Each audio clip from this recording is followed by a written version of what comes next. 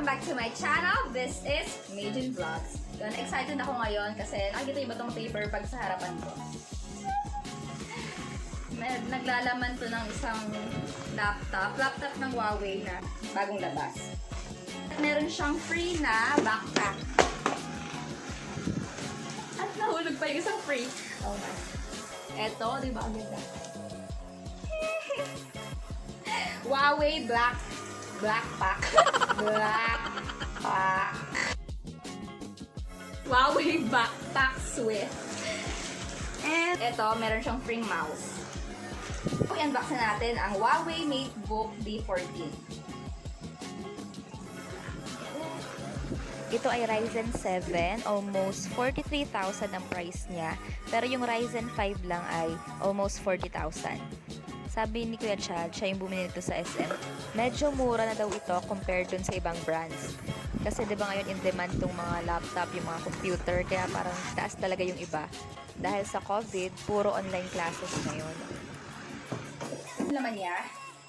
Yung mismong laptop at charger. Yung charger niya parang pang phone. Ang itsura. Medyo malaking version lang. Tingnan na natin yung mismong laptop.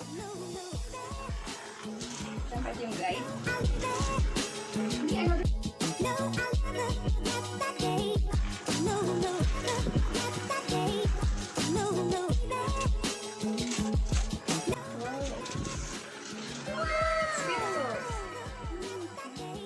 Ganda ng kulay. Parang gray na nag-vibe. Sure, gray talaga. Dinescribe siya sa Huawei website as light, slick, and stylish. At makikita naman talaga natin yan. Malikis lang. Parang mukhang kaya mong dalhin kahit saan. And according doon, pwede rin tong i-open up to 180 degrees. Tingnan natin.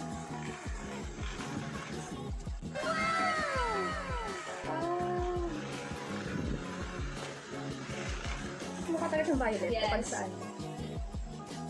Oh, it's beautiful. Wow. Ang processor niya ay AMD Ryzen 7. So, napakabilis talaga nito. At ang RAM ay 8GB. Storage niya, 512GB. Grabe, ang dami nun. Ang dami. Ang laki nun! Ang screen size niya ay 14 inches. Tapos full screen siya. As you can see, konti lang yung mga black sa gilid.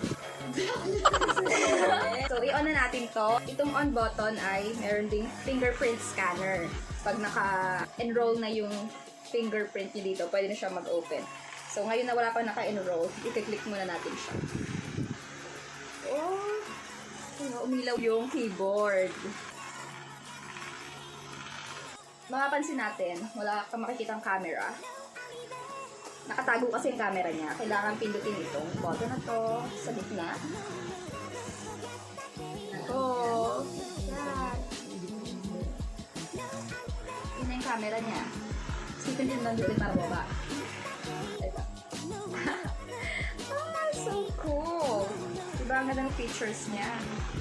Very easy din nilang i-connect sa inyong Huawei phone through Huawei Share. And pwedeng mag-appear yung nasa screen ng iyong Huawei phone dito sa screen ng ating Huawei laptop. Follow ulit yung cord. Yung dulo. Parang sa charger ng Oppo. Ay, Vivo pala yun sa'yo.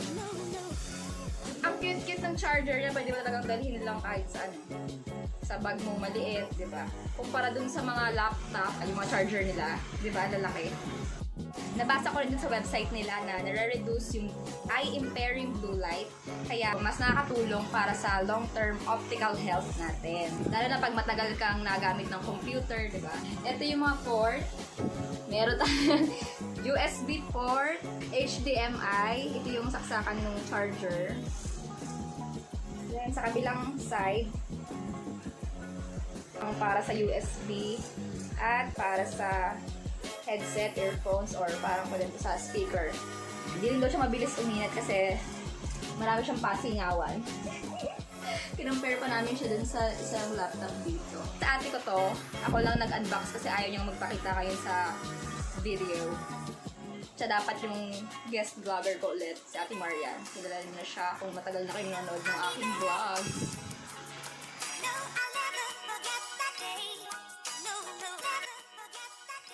Naka-Windows 10 na siya. So, makikita nyo, ang nakalagay na Office ay Office 365. So, ang maganda pa doon, meron din akong account sa Office 365. So, pwede ko siyang i-connect sa aking account para mas maging updated pa siya. So, yan, no. Yan ang sakop ng Office 365. So, I'll just download the other Office 365 applications. Tapos, ito ay naka Ryzen 7. Pag ganun level na ng processor, so yung mabilis yun. Yung Ryzen 7 ay equivalent ng i7 ng Intel. Ipapakita ko na rin sa inyo yung mga freebies. Ito na rin natin. Ito na yung Huawei Backpack Switch. Kung mapansin nyo, ang cute niya lang niya. Ang cute niya lang niya. Yan.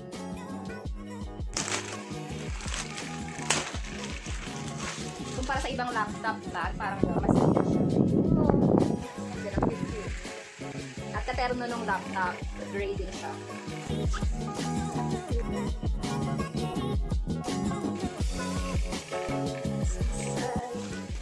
So, dalawa yung pockets.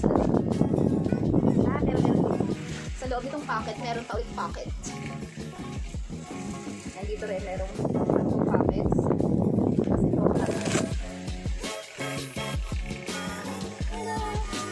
dito namang mouse. Ayaw niya i-focus! Oh, A few moments later. ayaw talaga i-focus. Napagod na ako sa mga pangyayari.